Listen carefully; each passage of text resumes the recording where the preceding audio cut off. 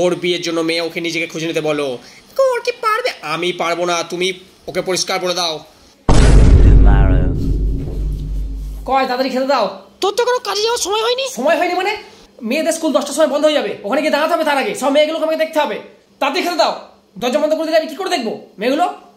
তারপর ওখান থেকে মেয়ে দেখা হয়ে গেলে আমাকে হসপিটাল যেতে হবে। হসপিটালে গিয়ে নার্সগুলোকে দেখতে হবে যে কে কত ভালো ইঞ্জেকশন নিতে পারে, কে কত ভালো ইঞ্জেকশন দিতে পারে। তোমরা যখন কোনো দায়িত্ব নেবে না তখন আমাকেই তো খুঁজতে হবে যে আমার দায়িত্ব কে নেবে।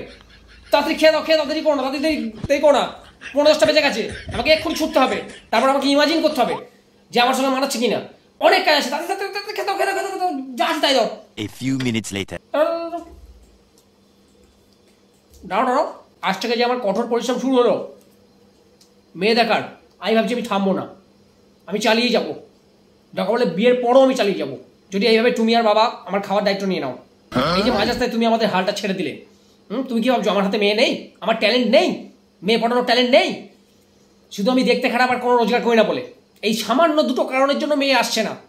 দাঁড়ান আমি ফাটিয়ে দিতাম, মেয়ের লাইন লাগিয়ে দিতাম আমার বন্ধুর পেছনে, কারণ সরকারি চাকরি করে। দাও দাও, কি আছে দাও। কত দেরি হয়ে গেল, আর কটা মেয়েকে পাবো দেখতে। ঠিক আছে, আজ যদি কেলানি খাই মদ গেলেই ফিরবো, রাতে খাবো না। হ্যাঁ।